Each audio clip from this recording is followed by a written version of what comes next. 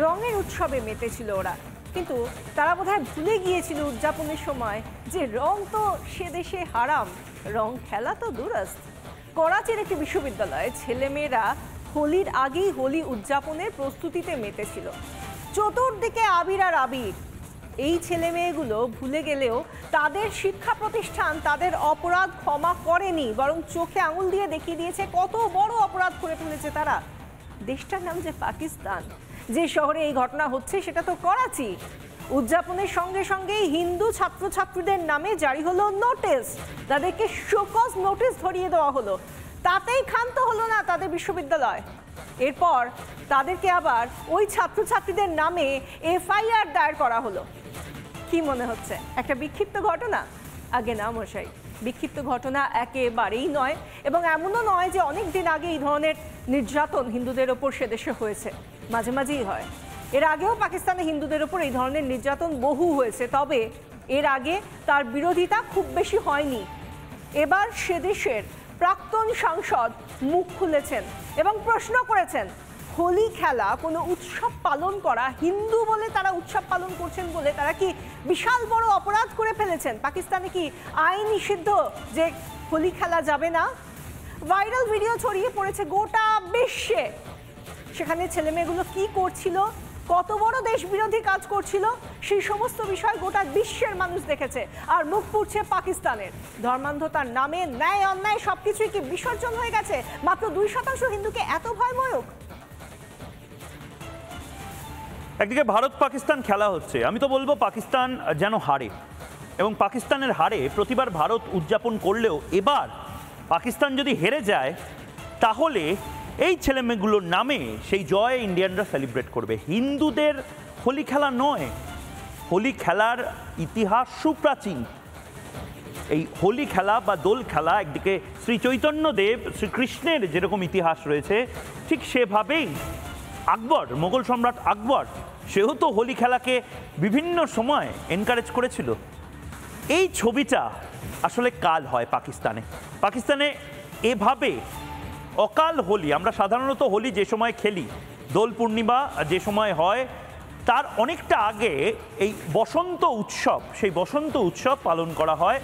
ফাগুন মাস পড়ার পরে এই ধরনের যে মালাল উৎসব যেটা বলা হয়, উর্দুতে মালাল বলে, সেই মালাল উৎসব, সেই মালাল জশ্নে মালাল বলে যে উৎসব, সেই উৎসব তাতে রাঙিয়ে দিচ্ছিল একে অপরকে। এর মধ্যে অনেকে রয়েছেন পাকিস্তানের যারা সংখ্যাগুরু সম্প্রদায়ের মানুষ, অনেকে রয়েছেন যারা সংখ্যালঘু সম্প্রদায়ের মানুষ, তাদের মূলত ছাত্র, তাদের বিরুদ্ধে এফআইআর করা হচ্ছে। ভাবতে পারছেন একটা দেশ, সেই দেশে 99% মানুষ তারা নির্দিষ্ট একটি ধর্ম বা সম্প্রদায়ের মানুষ, তারা 1% মানুষের যে উদযাপন, সেই উদযাপনটাকেও তারা চোখে দেখতে পাচ্ছেন না। মানে কি অবস্থা হবে যদি ভারতবর্ষে হিন্দুরা সংখ্যালঘু হয়ে পড়ে। আরেকটা ছবি দেখাবো এই মুহূর্তে। পাকিস্তানে হোলি বন্ধ, এরপর বাংলাদেশে হয়তো হোলি বন্ধ হবে, তারপর কোনোদিন হয়তো ভারতে হোলি বন্ধ করার কথা বলবে। ছাত্রদের নোটিশ, এবং সেই নোটিশ দেশদ্রোহিতার নোটিশ, বিশ্ববিদ্যালয়ে প্রবেশে নিষেধাজ্ঞা। আপনাদের সেই নোটিশটা দেখাচ্ছি। আমি কেন এই কথাগুলো বলছি? আজ পাকিস্তানে হোলি খেলা নিষিদ্ধ হয়েছে। কালকে পাকিস্তানকে দেখে ওই ছোট ভাই চাচা জানরা যারা আছে বাংলাদেশে বসে আছে, এ বাবা পাকিস্তানে বন্ধ হয়ে গেছে, এবার আমরা বাংলাদেশে হোলি খেলা বন্ধ করে দেবো। আমাদের দেশে যেভাবে সরস্বতী পুজো বন্ধ করে দেওয়ার চেষ্টা হচ্ছে বিভিন্ন সময়, আমার তো ভয় লাগছে আমাদের রাজ্যে বা আমাদের দেশে না কোনোদিন এরকম কোনো দাবি ওঠে, যাতে না ওঠে তার জন্য সতর্ক করছি আপনাদেরকে।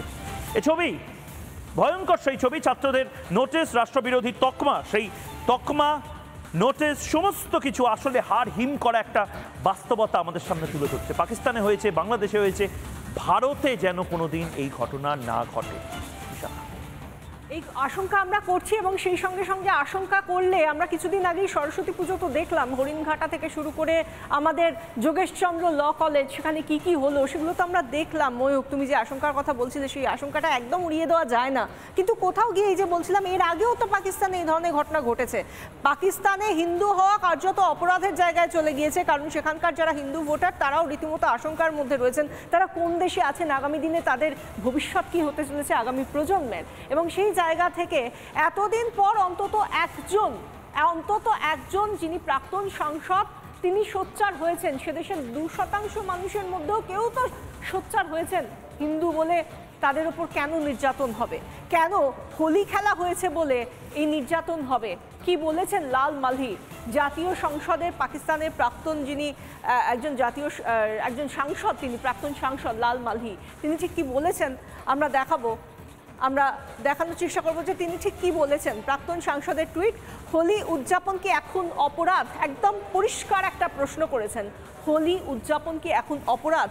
বিশ্ববিদ্যালয়ে হোলি উদযাপন রাষ্ট্রবিরোধী কার্যকলাপ, কারণ এই যে নোটিশ জারি করা হয়েছে সেখানে বলা হয়েছে তারা রাষ্ট্রদ্রোহিতা করেছে এই ছেলেমেয়েরা হোলি খেলে। এই কথা সরাসরি বলছেন তিনি। হোলি উদযাপন কি এখন অপরাধ? পাকিস্তানে রাষ্ট্রদ্রোহিতার তকমা দেওয়া হচ্ছে কেন হোলিকে? এই প্রশ্নগুলো তুলেছেন লাল মালহি, এবং এই প্রশ্নগুলো তোলার সঙ্গে সঙ্গে শুধু প্রশ্নের আকারে নয়, গোটা বিশ্বের কাছে পাকিস্তানের মুখ আরও একবার পুড়ছে, যেখানে রাষ্ট্রদ্রোহিতার কথা বলে ছোট ছোট ছেলেমেয়েরা যারা শিক্ষার আলোয় আলোকিত হয়ে এখন তারা নিজেদের মতাদর্শ তৈরি করছে, তারা কোথাও গিয়ে যদি নিজেদের ক্যাম্পাসের মধ্যে একটু হোলি খেলে বা উদযাপন করে, প্রস্তুতির উদযাপন করে হোলির, তাহলে কোন অপরাধটা করে দেওয়া হয়? আর সেখানে শুধুমাত্র অপরাধী নয়, তাদেরকে দেশ বিরোধীর তকমাও কি করে দেওয়া হচ্ছে? এই এত বড় পদক্ষেপ কি করে করতে পারে পাকিস্তান? ময়ূর, আবারও বলছি, বারবার বলছি, হিন্দুরা কোনো দেশে যদি সংখ্যা লঘু হয়ে যায় তাহলে বড় বিপদ। আমরা পাকিস্তানে দেখেছি, আমরা বাংলাদেশে দেখেছি, আমরা ভারতে যেন এরকম কিছু না দেখি। ভারতে যেভাবে গজওয়াতুল হিন্দ, গজওয়ায়ে হিন্দ, এই সমস্ত কথাবার্তা বারবার বলা হচ্ছে, যেখানে সন্ত্রাসবাদীরা, মৌলবাদীরা তারা নির্দিষ্টভাবে ভারতকে ধর্মান্তকরণ বা জনবিন্যাস বদলানোর আকর বানাতে চাইছেন। নানা ধরনের কন্টেন্ট দেখার জন্য লাইক করুন, শেয়ার করুন আমাদের ফেসবুক পেজ, সাবস্ক্রাইব করুন আমাদের ইউটিউব চ্যানেল। পাশাপাশি অন্যান্য ব্রেকিং নিউজের জন্য অবশ্যই চোখ রাখুন রিপাবলিক বাংলায়।